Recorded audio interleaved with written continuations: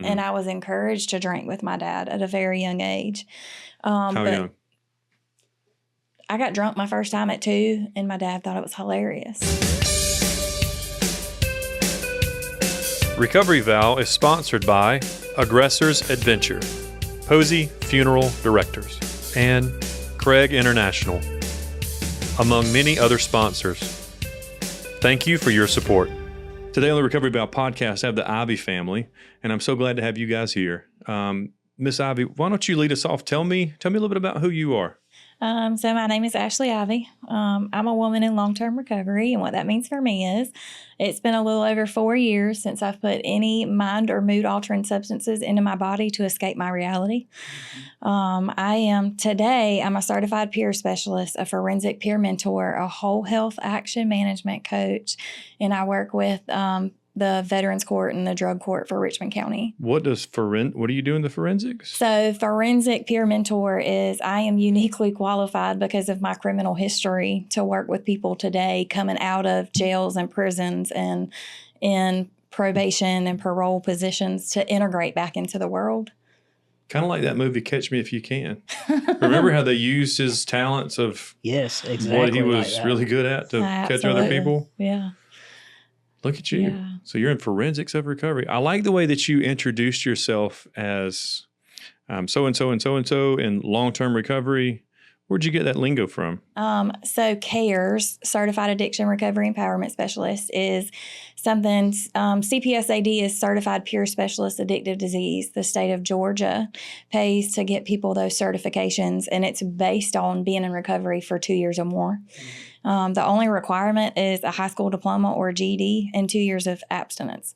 And so I did a training in Atlanta last December and almost immediately was pulled into the field, and they're growing jobs. Like, they literally take your past. For me, it's a promise of beauty from ashes, right? Like, everything that I burned down in the past, now that the Lord has helped me to rebuild my life, I get to go out and use the passion inside of me to see other people succeed, and I get paid for it. That's not bad either. And you have a really cool accent. Thank you. I like when you said mic check, because I'm country too, but then there's another level of bread on the or butter on the bread where it's like mic check, right away. So thank you, Miss Ivey. I'm so glad to have you here. And tell me who's this young man you got sitting here beside you? This is my handsome husband, Justin. He's the reason I left Ludowici and moved to Augusta. Where'd you move from? Ludowici, Georgia. Tell me what creek that's near. Okay, so y'all ever heard of the speed trap, capital of the world? Lester Maddox. No, Lester Maddox was the governor, and he put out a warning. Beware, you are now entering Ludowici, Georgia. Don't get caught in a speed trap or in a clip joint. Yeah, we have one red light in the whole town. I grew up in a red light town. We had 2 gas stations and a hardware store and Piggly Wiggly. Yeah, we had IGA. There you go. Kind of the same thing. Yep. So, did you burn it down? I mean, what happened in this town? Okay, so I was on like a 9-month meth bender, and I went to the store naked at 12 o'clock in the afternoon and was pumping gas. And the mayor of Walterville, so the city right outside of Ludowici, and they called the police on me. And I told them, they did. I'm an independent woman. I don't need you to tell me how to pump gas, sir. Leave me alone. And I don't think the gas pumping is what they wanted to talk about. No. I don't even think they care about the meth at that point. Let's talk about it was being naked. Yeah. Yeah. I tell everybody this really happened because I seen There's a video. Yeah. Somebody I knew passed by the gas station as it happened and recorded it and sent it to my aunt. And it ended up on the internet. My counselor at the rehab saw it before I got there. And so when I started talking about it, she was like, "Oh, I saw that." I'm like, "Oh, great." She didn't make a big deal out of it. No. So. Can you top that, Mr. Ivey? I have a story, but I was never naked in public. But I mean, I'm from here. Here in Augusta? Here in Augusta. Okay. I was born and raised down there, Lake Olmsted area. And, I just got into the drugs at a very early age. And just like everybody, one thing led to another. And so at an early age, I began my criminal career. I began getting in trouble. Along with the addiction, what comes next is the stealing and the manipulating. And it took me down a long, dark path, and I ended up being, addicted to methamphetamines, heroin for a long time. I was an Ivey user, in and out of prison. I have 2 stays in a state prison, and several overdoses under my belt. And I was to a point in my life where I didn't feel like I could get out. I didn't feel like there was any hope, and I tried to get sober on several different occasions. I went to 3 different rehabs, and I could get sober for just a little bit, but I couldn't stay sober. And so that really just defeated me, because it's like, man, it's not the getting sober part that was hard. It's going back into your community where you live, around people that you know, and try to stay sober, or go back and deal with the emotions or the things or the traumas of your past and try to stay sober. And I could not do it. And I just thought I was going to be one of the ones who never got out, and that heroin has such a grip, man. The devil gets a hold of you. I was severely depressed, suicidal. I cut myself, so I was a self-mutilator. And that's a real bondage right there. I was stuck in a very dark place. And about 2018, I was arrested again for a possession charge and sent off. I was gone for about 26 months. And I got to sit down for a little bit and think. And within that 26 months, I was still using while I was incarcerated, which is really a crazy. You're using inside the walls, yeah. And I had this thought one day, because I had a son at home who I hadn't seen. I haven't spoke with in a year and a half. I've been incarcerated, and I miss him so much. Yet here I am inside these walls, doing the same thing that got me in this position to be away from him, missing him. Yet I'm in these walls doing the same thing. It's insanity, right? How do they get drugs in prison, you think? Yeah. How do they? There's many different ways. I've always been told, like when I went to jail, I started, thinking that this is when I can find out all the things, like how am I gonna get a cell phone, how am I gonna get drugs and all that. And so I heard this from the people that like work out on the roadway. Yep. As the main thing. Is the main way.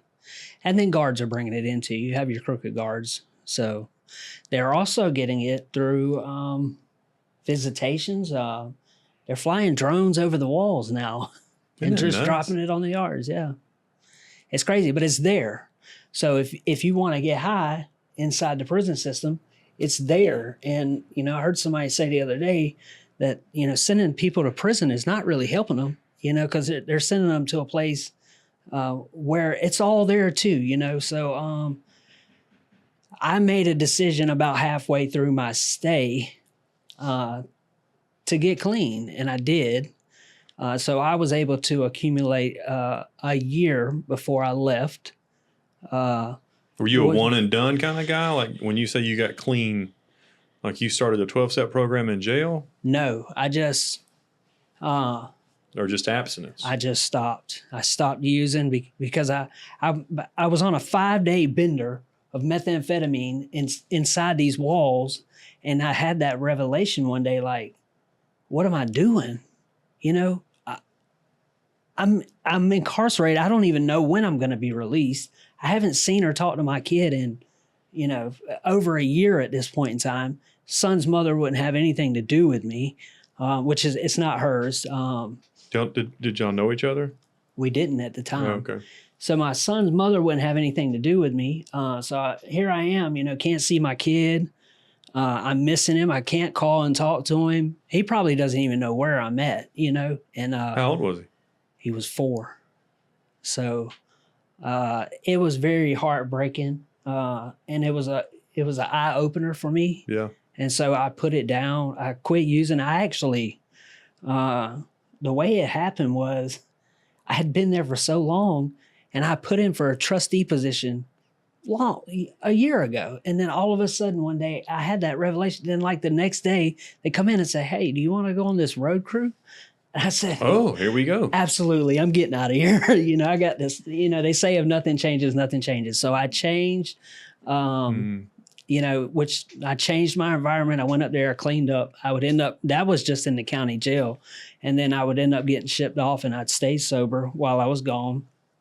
And then I had a really great counselor who I was very open with about my living situation at home. My home was my mom's home. I had a twin brother who was a heroin addict as well, and he was living in the home. So, I was very open about that. And she was like, well, what's your exit strategy? And I was like, well, I guess I'm going to go back home. And she's like, do you think that's a great idea? I was like, no, it's probably a terrible idea, to go, here I am, a heroin addict, being released back out into the world, and I have to go live into a home where there's another heroin addict living. Like it was a recipe for failure. And I said, I guess I'll try to find me a recovery home or something to go to. And when I get home, and she said, now how about we find you one before you get home? And so that started something. I started my journey. We called a couple of places, one being the Hell Foundation and Prodigal Ministries, where I got in touch with the guy who was running the program then was Frank Curry. And then, of course, we spoke with Matt. And, I got accepted. And I tell everybody at this point in time while I was incarcerated, I had spoke with the man down at the Hell House, and I told him I had two options, the Hell Foundation and then Prodigal Ministries. And he was like, well, you need to just go and pray about it and see where the Lord's leading you. And I remember getting to my bunk that day or that night, and I was just laying there, and I wasn't really praying like, Lord, where do I need to go? I was really praying, Lord, where have you been at? Because I really felt so defeated. Everything was always going wrong in my life. And my grandmother, my great grandmother, they're these really godly Christian women. They named a portion of the church years ago after my great grandmother. And I just felt like God had been very absent in my life, or like he didn't care about me. I asked him where he'd been at, and very vividly, like he told me, who do you think woke you up every time you overdosed? And it kind of broke something in me. Like there was some repentance in me at that moment. And I still get a little emotional thinking about it, because I tell these people, when I tell my story all the time, there's people out there dying every day, and they're dying just trying to get high. That's all they're doing. They didn't get high because they wanted to die. They just wanted to get high, and they're dying. And for some reason, there's us who made it out of that life, and there's a reason and there's a purpose. And so when I came to Prodigal Ministries, man, I was like sold out, like, Lord, he opened the door, right? And I had to walk through it. So I walked through the door, and I came into the program with the mindset of, I don't know what I'm doing, and they say, surrender to God. And for me, like that's a foreign concept to me. But early in my recovery, it was submitting to the people that are over the program, Frank Curry, Matt Lever. God put people in my life to lead, guide, and direct me. And it led me to, God. It was a process. I remember my first day at church. I tell the story all the time. My first day at church, like the pastor does this altar call, and I felt this tug on my heart. But where we set it is way up at the top of the church. And I remember this tug, and I was like, I'm not walking down that, all the way down that aisle, all the way to the front. Like, these people are going to be looking at me. They're going to be judging me. And so I made a deal with the Holy Spirit in that moment. I said, all right, if he does an altar call, next time he does an altar call, I'll go down there and do some business with the Lord. And so next week, the pastor does an altar call, and I find out, now I'm a 4-year member of that church. I realize they do an altar call every Sunday. Every Sunday. So so you're going to lose that crapshoot. Yeah.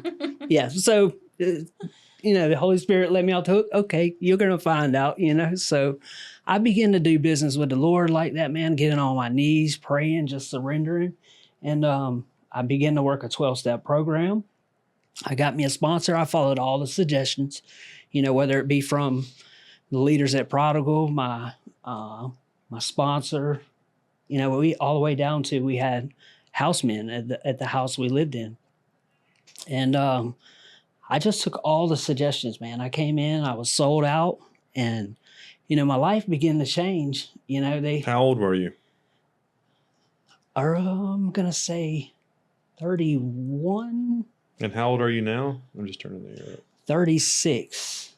Wow, I'm way older than you. Yeah. And that's kind of how we met. So I was about a year in, I had a year before I got out, and I was a few months into the program. My life was in shambles, I would say. Not really in shambles, but, I got out, I didn't have anything. Do you think people need to know that when they first go into recovery? That life's not going to just be immediately going to be.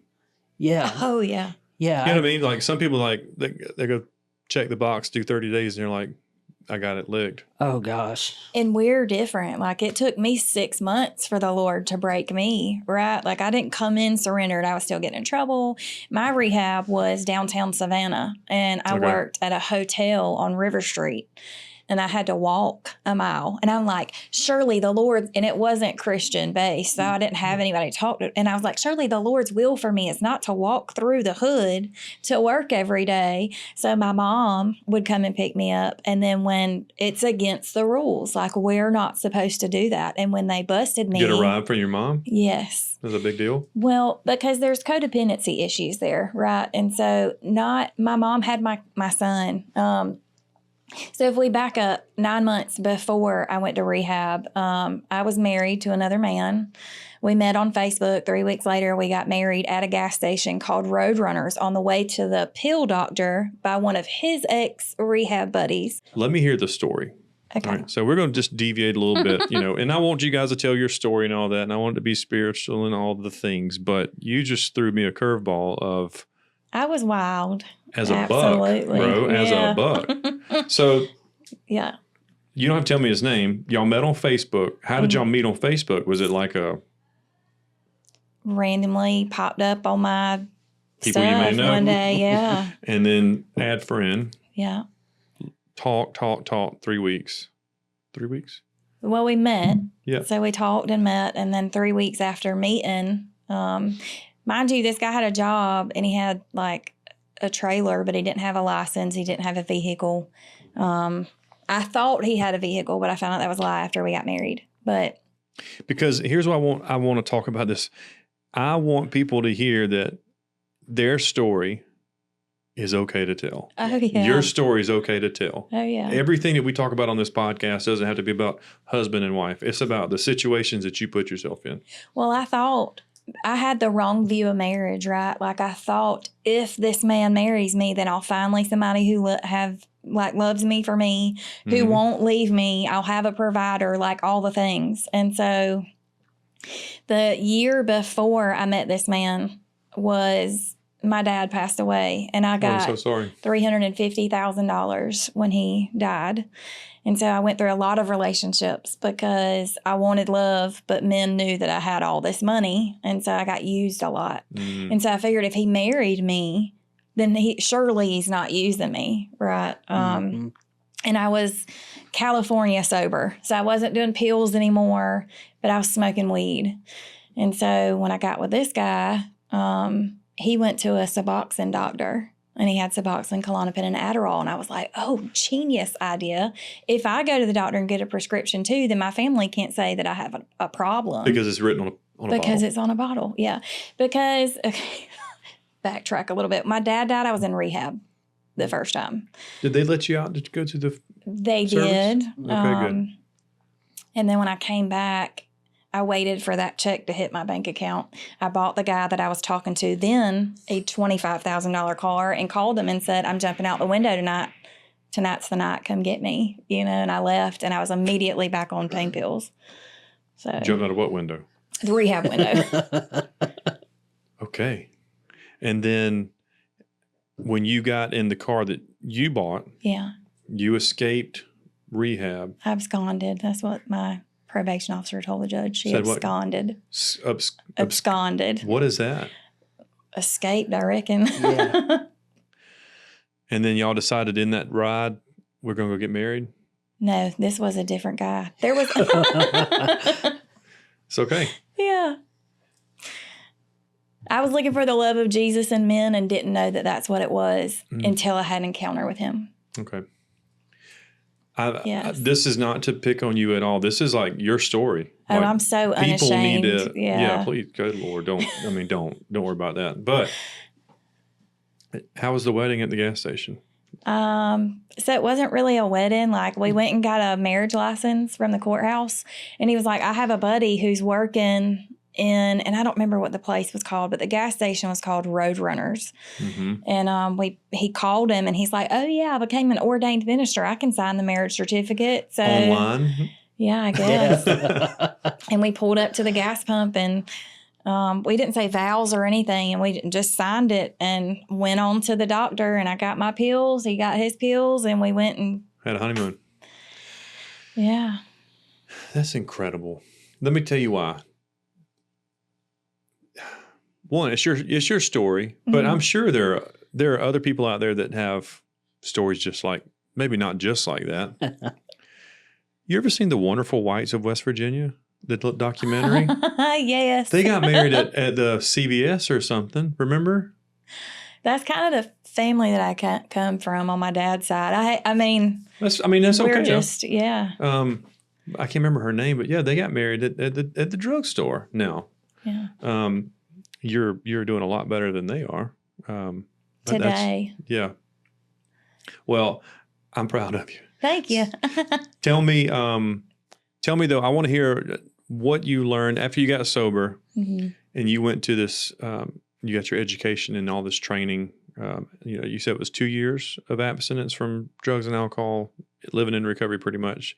And then you went through this training. What did you learn in the training that was maybe like this was an eye-opening thing? I feel like, because I've been in recovery, right? Like the rehab that I went to, I worked the steps 3 times in rehab, because then their requirement was you get a sponsor, you work the steps. When you get finished, you get another sponsor and you work the steps. Twice? So I did it 3 times. Yeah. But because they told you to, or because you relapsed in between? Yes. No relapse. But they want you to do it with 3 different sponsors? Mm-hmm. I've never heard of that. So different perspective. And like, I did it the first time straight out the big book. And then the second time I did the steps in the 12 and 12, which breaks it down a little bit more. And then my third sponsor, we didn't really do the steps. We worked on the traditions. So, and then I got another sponsor up here in Augusta, and I started working God Help Me Stop. And so it's a 12 steps, big book, but it's scripturally based. Like, it asks, what makes me powerless? How do I know that the Lord will restore me to sanity? What does it look like to take a personal inventory? Walks through that with Jesus. And so, because I started a Bible study in my secular based rehab. Really? So, That's great. It's called small group. You got to, change the people that you surround yourself with. And that's where you started. When I got sober, the better version of me was my higher power. And so when the Lord finally sat me down and made me realize, like, you cannot be your own God. Now you're making yourself an idol, and you have no place on the throne of your heart. Amen. It broke me, and it completely transformed who I am as a person. Because I was sober, but I was still lying and manipulating, and I was mean, and yeah. And we're still imperfect people today, even in our sobriety. Right. Yeah. Would you say that being naked at a gas station was your lowest moment?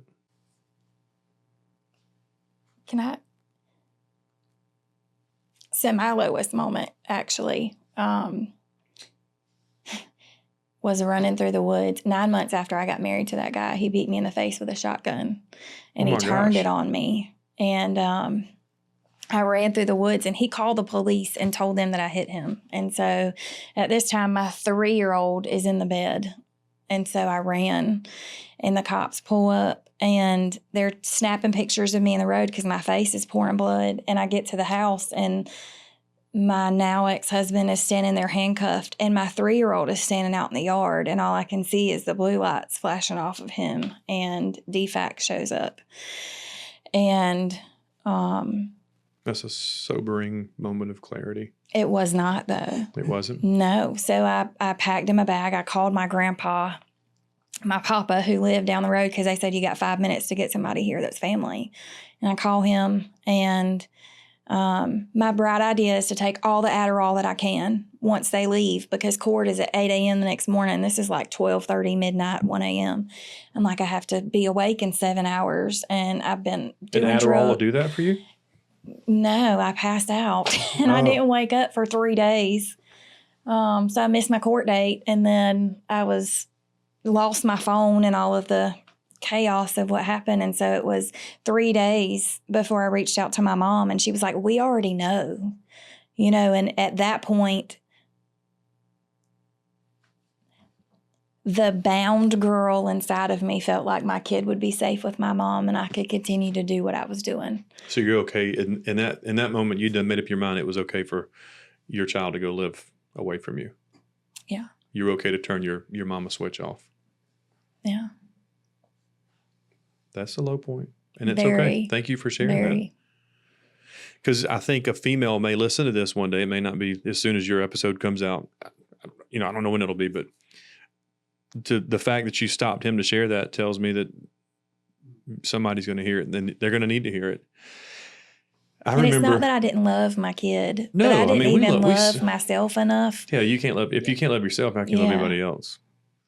I used to do the same thing. I lived, when I was alone, I lived by myself, but when my kids would come visit, I had to, and when they would come down there, I would leave them in the middle of the night, and they were in diapers. Yeah. And I had a bed in the living room of this little trailer, and we all slept in the bed together because they were small enough. There was enough room. They're gigantic humans now. They're in high school, and they're massive, and I wouldn't let them sleep anywhere near me these days. But back then, yeah, and I remember thinking back to that, and I'm like, I can't believe I left. I could have gotten a car wreck or could have got locked up. Mm-hmm. And the same thing, like DFACs or my parents or somebody's going to have to walk in there and say, Eric left him here alone. Hey, boys, wake up. Your dad's not here. We got to go. Thank goodness that didn't happen. But my last day of using, I went and borrowed or got fronted $60 worth of crack and went and used in the cemetery. Wow. I had that little bit left, and I had, like a pint of Canadian Club. I remember smoking it and drinking the pint and like sober, straight up sober. And so I was like, it's going to take a lot more than this to get me, to this level of high I'm chasing. Yeah. I'm like, I'm done. Like, I don't want to do this anymore. Because the night before I tried to kill myself. Mm. And when I woke up, like nothing had ever happened. I took all these sleeping pills, took like a bottle of Tylenol PM, thinking that I can just, this is it. I go to sleep and won't have to wake up anymore. Yeah. And when I did, it was like 6 o'clock in the morning. But the cemetery wasn't like someplace I wasn't aware of. It was way back in the woods. Yeah. Down a dirt road that was off of a dirt road next to a dirt road. You know what I mean? It's way back in the woods. So I just started thinking about that. And on this podcast, I want people to share. The reason I ask you about your bottoms is because I want people that listen to the podcast to know that their bottom doesn't have to be, it can be their last bottom. Yeah, absolutely. If that makes sense. Does that make sense? Absolutely. And don't think that your bottom is worse than somebody else's, that you can't get out of it. Right. So, because you can. You guys did. I hit rock bottom and took a jackhammer to it. It was... Kept on trying to keep going. Yeah. But that's the point where you say, like I tried. I went to a couple of different rehabs, and but the key word in that being is I. See, I kept trying. Mm-hmm. And it was until like I surrendered, like, to him, I can't do this. That my life really began to change. And, I ended up meeting her after I was about 16 months sober. And we met the same way she met the next one. So Listen, I prayed for 3 weeks. Did you take her to the gas station? No. Nope. We met on Facebook. He kept popping up on my For You page, and I was like, Lord. And the crazy. You need to delete. Well, I'm glad you did delete Facebook, but let's go ahead and just delete Facebook. Yes. her parents did the same thing. You just did. Absolutely. I brought them over for Christmas, and they're like, we've been here before, Ashley. I'm like, no, but this time it's really different. And I say that every time. So they're like, okay. How much time did you have in recovery? Almost a year. So we do not recommend what we did, right? Like he was in Prodigal. I was in rehab still. I had less than a rehab romance. Yeah, I had less than a year sober. We had nothing to offer each other. Nothing. But I know it was the Lord, right? Like it's crazy that we said neither one of us have rental history. Both of our credit scores were in the toilet. And he prayed at a meeting one night about housing, and a realtor called us and got us into a place like that. It cost a double deposit, but I mean, the Lord just was kicking doors open. Yeah. You have to start over somewhere. When I got divorced, I had zero. I mean, I had filed bankruptcy. Yeah. I had filed bankruptcy. So, and it was like, you say it takes 10 years to get that from under you. I had zero credit and 2 kids. Wow. And I remember the bank lady's like, yeah, we're going to sit and talk to the other board members about this loan. It was like $5,000. I'm like, we'll let you know in a few days. Like they had to get together and vote. Like, are we going to roll the dice on this dude? Wow. Because he has zero credit and interest rate was high and same thing though. He's like, you got to start somewhere though. Yeah. And it was bam, bam, bam, bam. Because so we met July 2021. Yeah. You sent me those 3 photos, and she sent me 3 photos. And if I had them, if I could easily pull them up, I'd show you. But it was around July 4th, and she sent me 3 photos, making kind of 3 different faces because she's got some personality, right? So okay, I just want to make sure it wasn't like, my friends got these pictures of me at the gas station this one day. No, because see, we were long distance for a while. She was in Savannah, and I was in Augusta, and we were just talking on the phone. There was no FaceTiming. We was FaceTiming. We were just getting to know each other. At this point, I hadn't even met her, but she sent me 3 photos one day, and it was like the Lord told me, or I knew in the moment. I was like, she's the one, and I don't know how this is going to work, but I mean, and God just began to move and open doors. Actually, began to shut some doors down in Savannah for her, and and I was like, man, I don't know if I'm moving to Savannah or she's moving to Augusta, but we're going to make this work somehow. Yeah. All right. And so that's awesome. That's, people ask like, oh, what's the word vow mean? Why have you got recovery vow? Like, is everybody you're going to talk to married? No, it's not that. When you make a vow to yourself, it's a promise. You made a vow in jail. Yeah. You made a promise to yourself. Mm-hmm. You made a vow. Maybe it wasn't that night that you had the blue lights on your baby's face. When did you make the vow of commitment to sobriety? Was it in treatment? So probably. So I made the first half-hearted one in the mental institute, right? Like they were filling out medical reports on me. I couldn't stay closed in jail for 2 weeks. And so they moved me to Georgia Regional, which is a mental institute. And yes. Bless your heart. That is a horrible place. I mean, it was so full that they brought in a jail boat for me to sleep on, just waiting for a bed to open up at the rehab. And remember you went in front of the judge? What did you tell him? Oh, that was the time before that. No, I walked in the jail in front of a judge with grape jelly scrunched in my hair and black caulk from the windows as makeup. Was like, I've been transformed, Your Honor. And he's like, you've been in here 1 week. You're going back. Like, we are revoking your probation in full. But he said, I stand here. Okay. I love this part. So my charges. I'm still processing the grape jelly. Yeah. That was your hair gel? You learn tricks in there. Oh, I know. Have you ever watched the gel shows on like Netflix where they communicate with each other when they drain the water out of the toilet and flush spoons and stuff like that and hook letters to it? Yep. Yeah, that's wild. Us convicts are so smart. Yeah. Okay, incredibly. go ahead. Yeah. I'm going to use some of this black caulk for makeup. Yeah. Yeah. I learned it from other girls before me, but So your charges was? Okay, I got indecent exposure, which the sheriff would not drop. He called my aunt after I got arrested, and he was like, she was pumping gas naked. What are you going to do with her? Like I was a wounded horse she could just take out back and shoot, you know?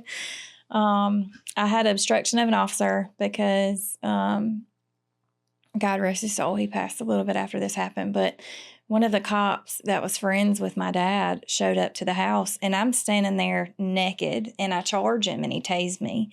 So they charged me with they charged me with had you on this podcast and just give you like 4 hours of content.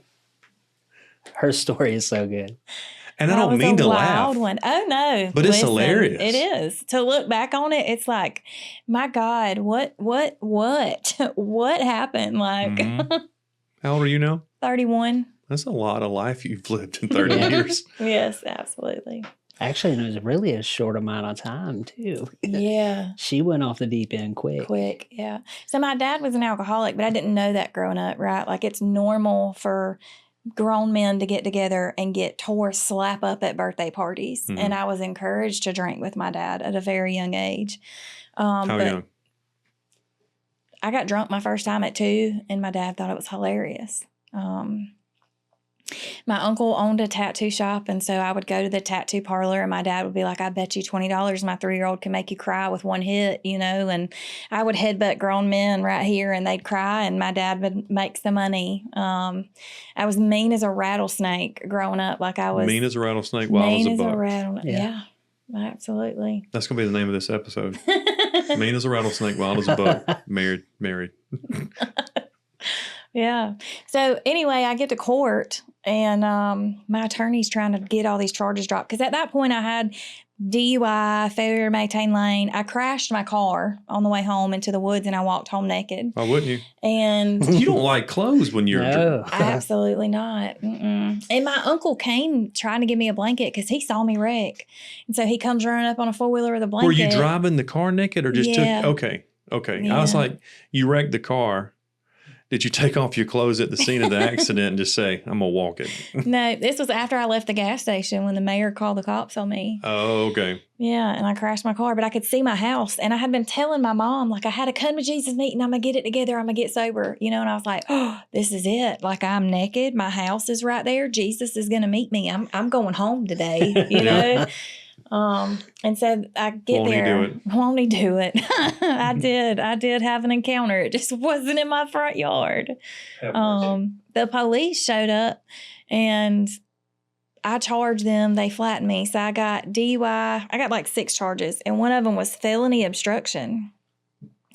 And my attorney got it dropped. He got my DUI dropped, which would have been my 3rd and 5. So it was a miracle. 3rd and 5 is jail time. Absolutely. Because I know 2 and 5. I had 2 and 5, and it's device on the car, super, was it SR22 insurance, all that kind of stuff? Well, luckily, my daddy's money helped me with that charge because it was my first DUI got me on probation. And then my second DUI got dropped down to lack of due care.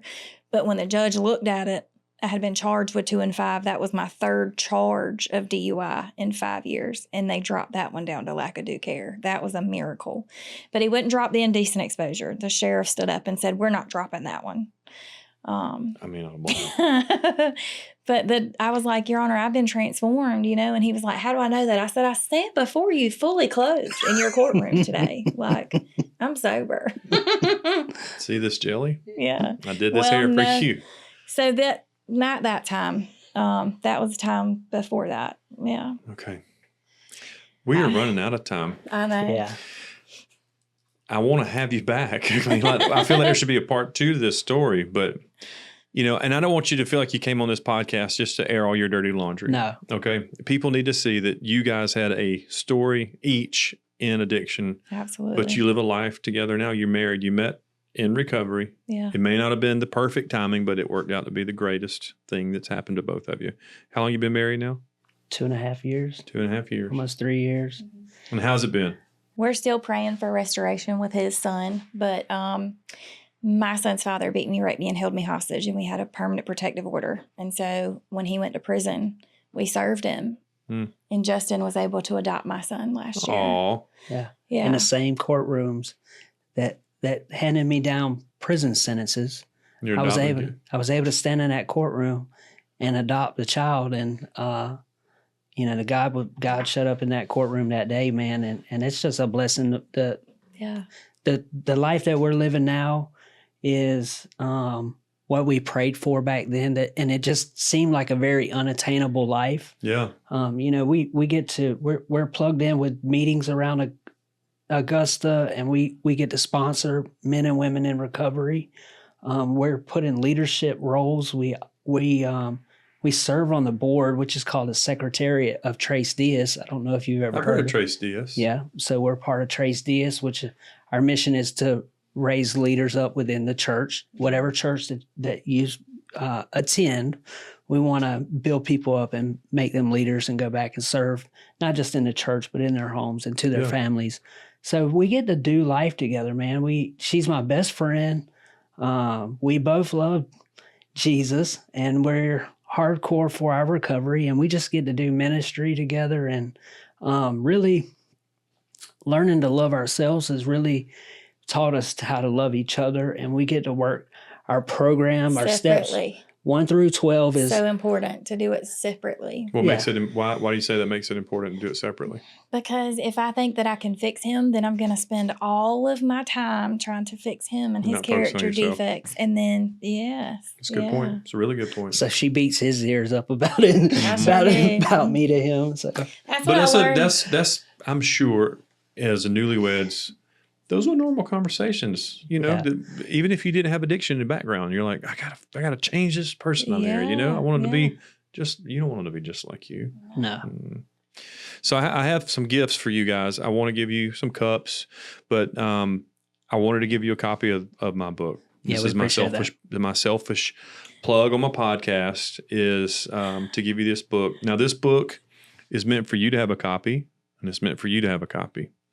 And these are 13 chapters, practical, super easy. I could have put coloring pages in it and pop-ups. That's how easy this thing is. And it's not like a tool that's going to fix everything. It's not going to tell you why you got naked at the gas station. But what it might do is just help you talk through things and help you bring up things that that you maybe have kind of covered up that you need to discuss. And it's going to give you, like when you go through treatment and then they give you these tokens, it marks your 30 days in sobriety, 60 days. Well, now, you mark those times together. So it tells you how important those things are. Communication, sex, it talks about all of that. But it breaks it down to where it's very, very easy to read because how old were you when you started using? 2? And then really got into it? 11, 12. Yeah. And then for you, probably young adult or? 12, 13. So we have that childlike mind from that age until the time that we actually get sober. That's right. If you've been sober for about 4 years, you said, you're really like just now turning 15 years old. Yeah. You know what I mean? Mentally, like things are going to start really unlocking for you. And so that's where this tool just kind of goes along with that.